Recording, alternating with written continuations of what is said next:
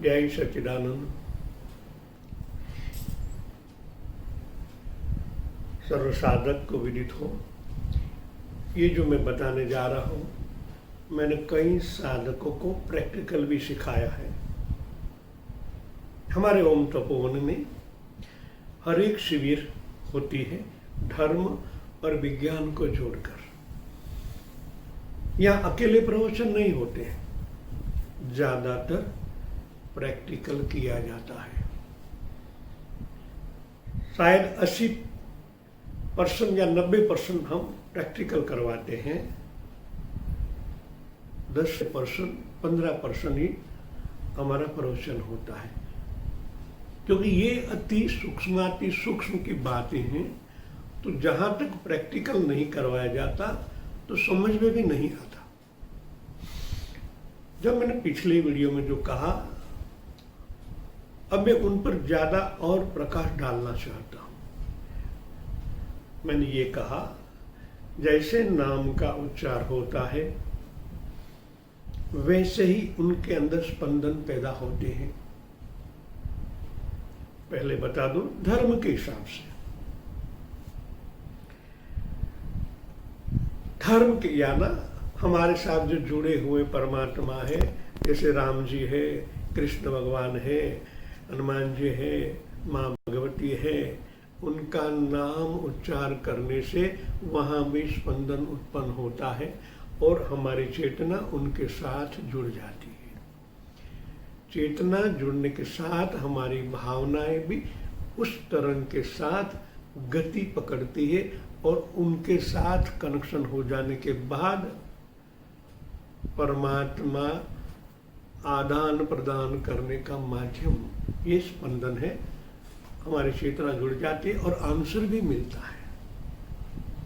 हमारी भावना प्रार्थना जैसे पहुंचती है वैसे ही उनका आंसर हमारे हृदय में मिलता है।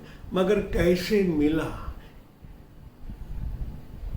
वो भी हमको तुरंत मालूम पड़ जाता है। हाँ, हमारी भावना पहुंच गई, उनका आंसर भी आ गया। धीरे धीरे प्रकाशता होने से वो प्रकट भी होते हैं, फ्रीहन होता है और हमारे ही 4 चक्रों के कलर उसके अंदर अवतरित होने के बाद परमात्मा का दर्शन भी होता है। धर्म विज्ञान को जोड़कर होता है। अब हम बात करें विज्ञान की या हमारे साथ जुड़े हुए साधकों की। जिसका नाम लिया, तरंग उत्पन्न हुआ, तरंग उसकी बॉडी के साथ पूर्व भाग में टच हुआ, पश्चिम में टच हुआ, उत्तर में टच हुआ या दक्षिण में। बॉडी का हमने बता नहीं, ये नाभि से पूर्व, नाभि से पश्चिम, ये उत्तर, ये दक्षिण। जैसे नाम का उच्चार होता है तरंग निर्मित होता ही है और तरंग निर्मित होने से जिसका आपने नाम उच्चारण किया उनके भाग में कहाँ टच होता है, दाएं बाएं ऊपर नीचे, वहां की स्पंदनाएं कोश कोशिका के अंदर इन नाम का तरंग टच होने से वहां और भी स्पंदनाएं जागृत होती है। क्योंकि साइंस आज का ऐसा कह रहा है ये शरीर 75,000 अब्ज कोश का बना है। पूरी अणु उनके अंदर ये कोश कोशिकाएं नाभिक है। दक्षिण में हिट है, उत्तर में ठंडक है। अब ये तरंग मानो कि उसके राइट दाएं भाग में टच हुआ, वो अग्नि तत्व का है। दक्षिण भाग, जिस तरह हमारे उत्तर से दक्षिण ध्रुव है ना, इसी तरह उत्तर ये दक्षिण है। दक्षिण भाग में टच होने से वहां की स्पंदनाएं जागृत होती है और आपका टेम्परेचर भी 98.4 है। गर्मी बढ़ी, इतना बैलेंस होना चाहिए।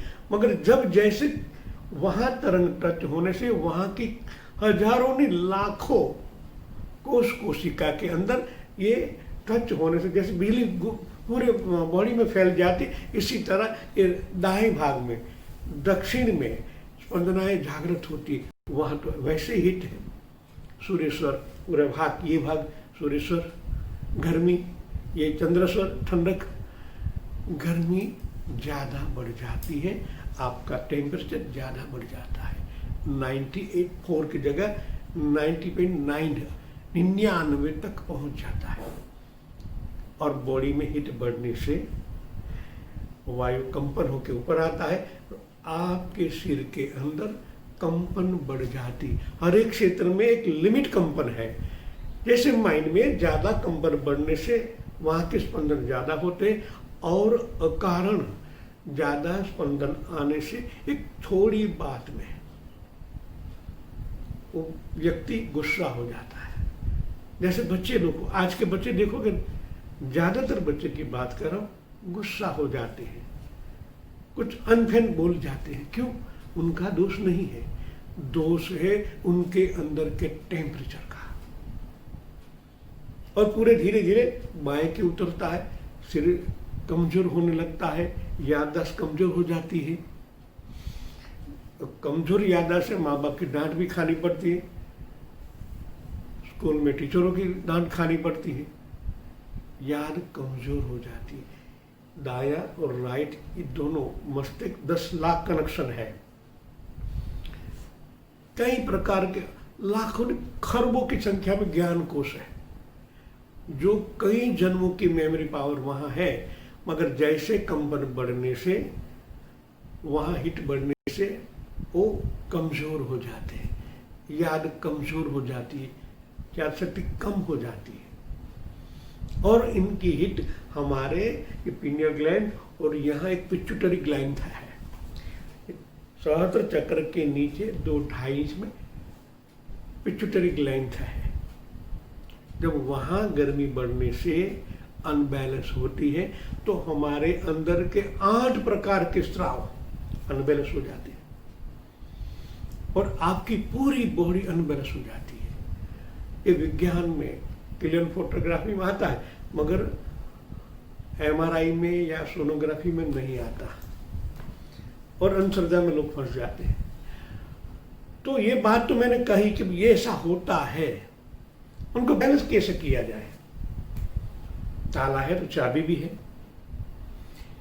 मैंने कहा जिस तरह दाएं की ओर ये तरंग टच होने से स्पंदन बढ़ता है, यही तरंग शायद दाएं चंद्र की ओर इस भाग में स्पंदन करे तो चलते तो बढ़ जाएगा, चंद्रस्वर विभाग में कंपित हो जाएगा और टेम्परेचर नॉर्मल होगा।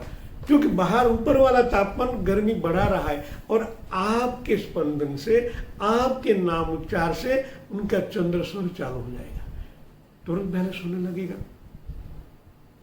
और आपका टेम्परेचर नॉर्मल हो जाएगा। इसलिए स्पंदन बहुत बड़ा काम कर रही है। तो आप अपने घर में बच्चों को या बड़ों का नामकरण करते पहले इन पर विचार करना चाहिए कि ये नाम उच्चारण करने से क्या फर्क पड़ता है। अब देखेंगे उनका सूर्यस्वर धीरे धीरे बैलेंस होता होता उत्तर की ओर यानी चंद्र में डाइवर्ट हो जाएगा। तो ये सच्चाई है क्योंकि आप चेतन हो, सामने वाला भी चेतन है और स्पंदन जोड़ने का जो कार्य करता है, राइट की जगह लेफ्ट में, सूर्य की जगह चंद्र में, तो धीरे धीरे तापमान अपना नॉर्मल हो जाएगा। एक बड़ी शोध है, नाम उच्चारण करने से इनके जीवन में और भी बदलाव कहीं आ जाते हैं। इनकी असर जब हमारे हार्ट चक्र में आती है तो यहां भी मन, बुद्धि, चित्त, अहंकार जो हिट बढ़ जाएगी तो और भी गड़बड़ हो जाएगी, मन विचलित हो जाएगा, आपकी बुद्धि प्रज्ञा की जगह वो भी बंद पड़ जाएगी, आपके चिन्ह में धीरे धीरे इतना कलबल हो जाएगा या इतने कंपन हो जाएगा कि आपको इस जन्म में ईश्वरी तत्व के साथ मिलने में ये अवरोध पैदा हो जाएंगे और अहंकार और भी बढ़ जाएगा। तो आप समझते हैं मेरी बात? ये मैंने प्रैक्टिकल किया हुआ है, इसलिए जन कल्याण के हेतु लोगों के अंदर धर्म और विज्ञान को जोड़कर कुछ अच्छी इंफॉर्मेशन मिले और उनके जीवन में बदलाव आ जाए, यही हमारा उद्देश्य, हमारा मकसद है। और मैं इनकी प्रैक्टिकल शिविर भी लेता हूँ। जय सच्चिदानंद।